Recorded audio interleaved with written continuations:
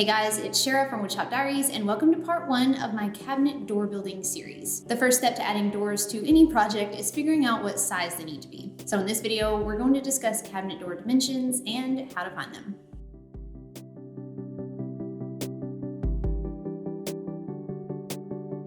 Before we dive into the numbers, let's talk just a little bit about the different styles of cabinets and the different styles of doors.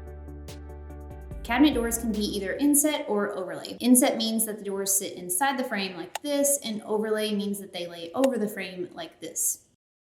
Whether you're building cabinets or furniture, you'll run into some variation of frameless versus face frame.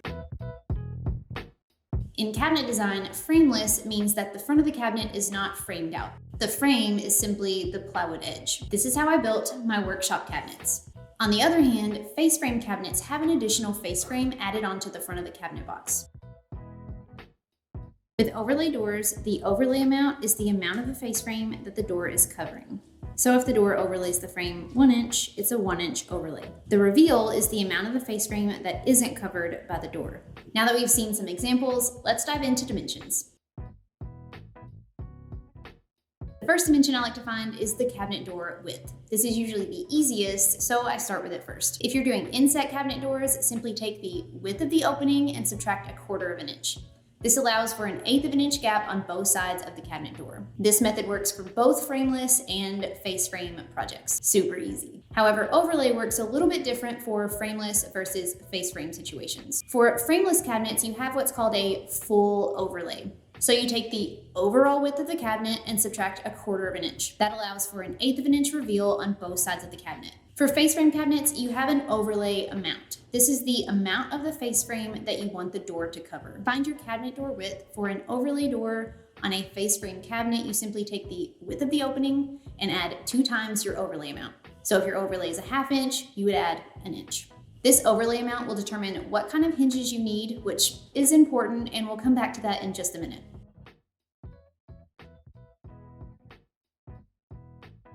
Now, I mentioned that with frameless cabinets, you have what's called a full overlay. With face frame cabinets, there's no such thing as a full overlay because your face frames can be different widths, and your hinges don't know how wide your particular face frame is. So you have to specify how much of the face frame you want your door to cover. You can choose an overlay amount up to 1/4 of an inch less than the width of the face frame. For example, if your face frame is 1.75 inches wide, you can choose an overlay up to 1.5 inches. You need to leave at least 1/4 of an inch reveal on both sides of the cabinet.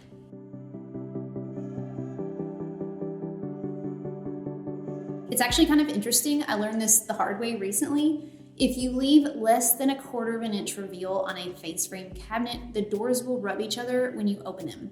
But you can leave an 1/8 of an inch reveal on frameless cabinets and they're fine. I took a closer look at how the hinges worked on both styles, and it's interesting, the face frame hinge kind of pushes the door out a little bit as it opens, whereas the frameless hinge kind of pulls the door in. So you can have a smaller reveal on frameless, but you need to leave at least 1/4 inch reveal on face frame.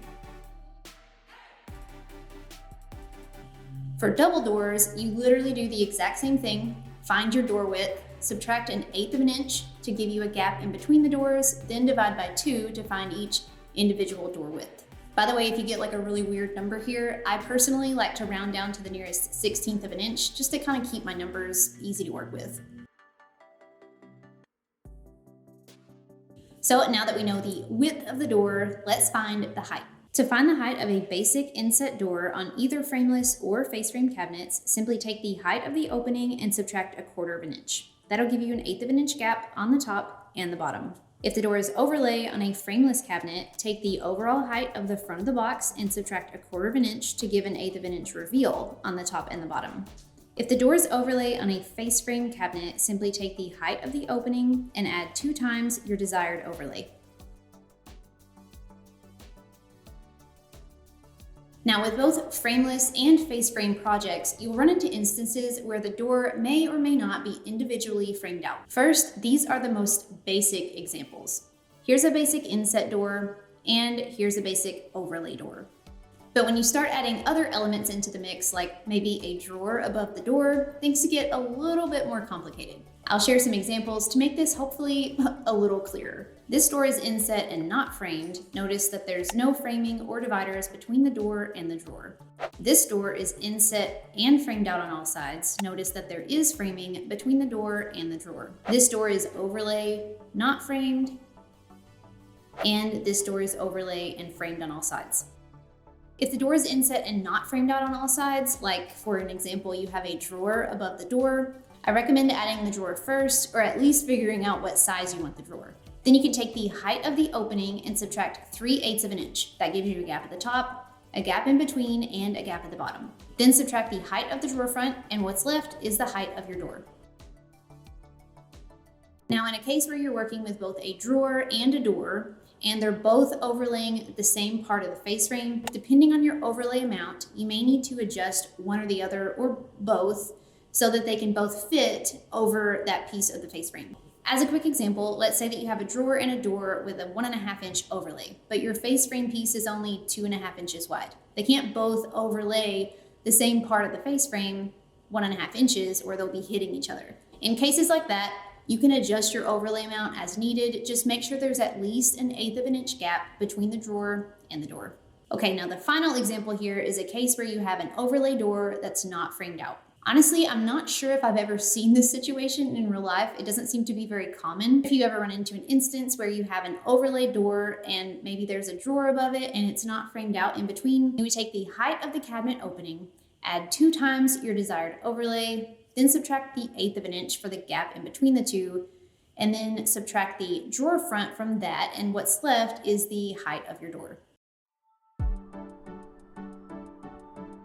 Now, this is kind of a side note, and I say this cautiously because things are always easier if you have a hard rule. Your top and bottom overlay don't have to match your side overlay. For an example, when I built these wall cabinets, I made the face frames on the sides 1 3/4 inches wide, but I made the top and bottom 2.5 inches wide.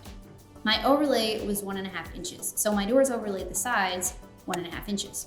That left 1/4 of an inch reveal on both sides.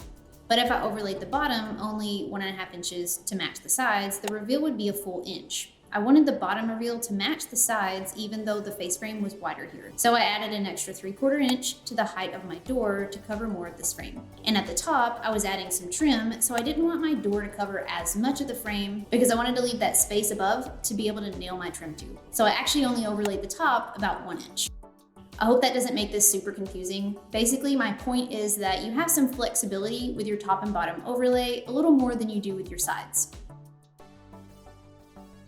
Okay, so we found our cabinet door size, but I want to make one last note, so let's talk about hinges. I'm creating a video series on cabinet doors, so we'll go into more detail in a later video, but I wanted to give a quick overview here because in a lot of instances, your cabinet door sizing has a lot to do with your hinges and vice versa. With cabinet doors, I like to use concealed hinges. There are 4 main types of concealed hinges, and they're based on what kind of cabinet and what kind of door that you're working with. So you have inset face frame, overlay face frame, inset frameless, and overlay frameless. Now, in some instances, it may be kind of confusing to figure out whether your cabinet door is inset or overlay based on the overall project design. The door may be inset some parts, but overlay other parts. To determine the type of hinge to use, you need to consider what parts of the project the door will be mounted to. Is the door inset or overlay this particular piece? For example, the cabinet doors on this display console are inset to the top panel, but they overlay the sides.